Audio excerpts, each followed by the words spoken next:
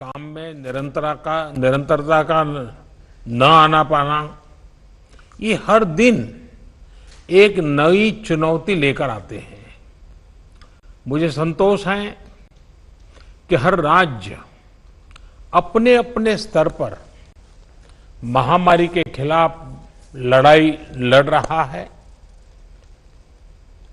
और चाहे केंद्र सरकार हो चाहे राज्य सरकार हो, हम अनुभव कर रहे हैं कि हम लगातार एक टीम बनकर के काम कर पा रहे हैं और यही टीम स्पिरिट जो है वो एक परिणाम लाने में हम सफल हुए हैं।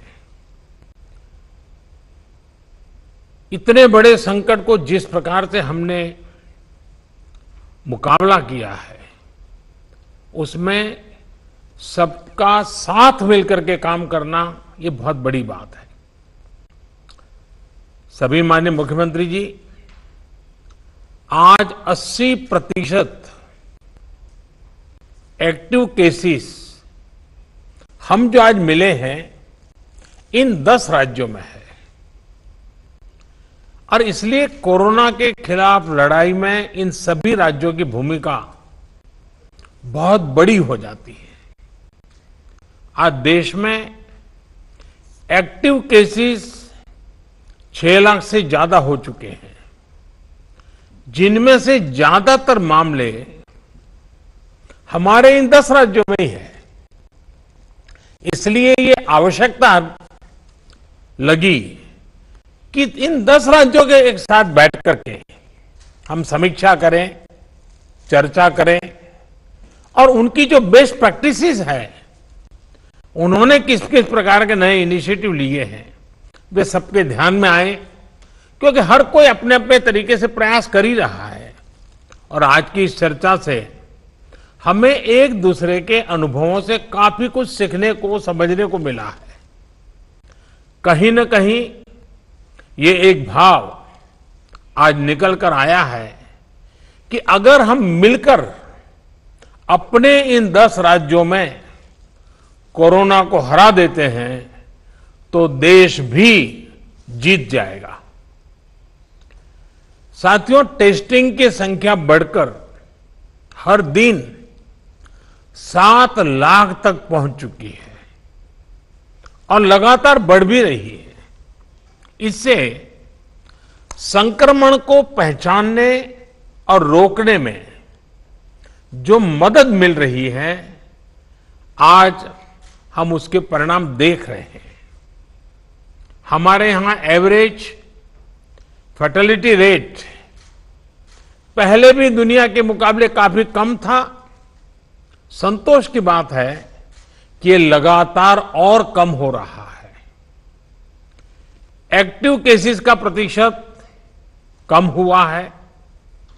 रिकवरी रेट लगातार बढ़ता जा रहा है, सुधरता जा रहा है। तो इसका अर्थ यह है कि हमारे प्रयास कारगर सिद्ध हो रहे हैं। सबसे अहम बात यह है कि इससे लोगों के बीच भी एक भरोसा बढ़ा है, आत्मविश्वास बढ़ा है और डर का माहौल भी कुछ कम हुआ है। और जैसे जैसे हम टेस्टिंग को बढ़ाते जाएंगे, हमारी ये सफलता आगे और भी बड़ी होगी और एक संतोष का भाव हमको अनुभव होगा। हमने मृत्यु दर को 1% से भी नीचे लाने का जो लक्ष्य रखा है, इसे भी अगर हम थोड़ा और प्रयास करें, बड़े फोकस में प्रयास करें, तो वो लक्ष्य भी हम हासिल कर सकते हैं। अब आगे हमें क्या करना है, कैसे बढ़ना है, इसे लेकर भी काफी स्पष्टता हमारे बीच में भी उभर करके आई और एक प्रकार से ग्रास रूट लेवल तक सब लोगों के दिमाग में पहुंच गया। अभी क्या करना है, कैसे करना है, कब करना है, बात हिंदुस्तान के नागरिक तक हम पहुंचा पाए हैं। अब देखिए, जिन राज्यों में टेस्टिंग रेट कम है और जहां पॉजिटिव रेट ज्यादा है वहां टेस्टिंग बढ़ाने की जरूरत सामने आई है। खासतौर पर बिहार, गुजरात, यूपी, पश्चिम बंगाल और तेलंगाना, यहां टेस्टिंग बढ़ाने पर खास बल देने की बात हम लोगों की बातचीत में से उभर करके आ रही है। साथियों, अब तक का हमारा अनुभव है कि कोरोना के खिलाफ कंटेनमेंट, कॉन्टैक्ट ट्रेसिंग और सर्वेलेंस, ये सबसे प्रभावी हथियार है। अब जनता भी इस बात को समझ रही है, लोग पूरी तरह सहयोग भी कर रहे हैं। ये जागरूकता की हमारी कोशिशों से एक अच्छे परिणाम की तरफ हम आगे बढ़े हैं। हम क्वारंटाइन की व्यवस्था इसी वजह से आज इतने अच्छे तरीके से लागू कर पा रहे हैं। एक्सपर्ट्स अब ये कह रहे हैं कि अगर हम शुरुआत के 72 घंटे में ही केसेस की पहचान कर ले तो ये संक्रमण काफी हद तक धीमा हो जाता है। और इसलिए मेरा सबसे आग्रह है कि जैसे हाथ धोने की बात हो, 2 गज की दूरी की बात हो, मास्क की बात हो, कहीं पर न थूकने का आग्रह हो, इन सब के साथ अब सरकारों में और सरकारी व्यवस्थाओं में भी और कोरोना वॉरियर के बीच भी और जनता में भी एक नया मंत्र हमें बराबर पहुंचाना पड़ेगा, और वो है 72 घंटे में जिसको भी हुआ है उसके आसपास के सबको उसका टेस्टिंग हो जाना चाहिए, उनका ट्रेसिंग होना चाहिए, उनके लिए जो आवश्यक है वो व्यवस्था होनी चाहिए। अगर ये 72 घंटे वाली फॉर्मूला पर हम बल देते हैं तो आप मानिए कि बाकी जो जो चीजें हैं उसके साथ अब इसको जोड़ देना है कि 72 घंटे के भीतर भीतर इन सारे कामों को कर लेना है। आज टेस्टिंग नेटवर्क के अलावा आरोग्य सेतु ऐप भी हमारे पास है। आरोग्य सेतु की मदद से अगर हमारी एक टीम रेगुलरली उसका एनालिसिस करे तो बहुत आसानी से किस एरिया से शिकायत आ रही है हम पहुंच सकते हैं। हमने देखा कि हरियाणा के कुछ जिले, उत्तर प्रदेश के कुछ जिले और दिल्ली, एक ऐसा कालखंड आया कि बड़ी चिंता का विषय बन गया। सरकार ने भी दिल्ली में ऐसी घोषणा की कि लग रहा था कि बड़ा संकट पैदा होगा। तो फिर मैंने एक रिव्यू मीटिंग की और हमारे होम मिनिस्टर श्रीमान अमित शाह जी को नेतृत्व में एक टीम बनाई और नए सिरे से सारा अप्रोच किया। उन 5 जिलों में भी और शहर में भी, दिल्ली में बहुत बड़ी मात्रा में हम जो चाहते हो परिणाम ला पाए। मैं समझता हूं कि कितना ही बड़ा कठिन चित्र दिखता हो, लेकिन सिस्टमेटिक तरीके से अगर आगे बढ़ते हैं तो चीजों को हम हफ्ते 10 दिन में अपने तरफ मोड़ सकते हैं। और हमने अनुभव करके देखा है।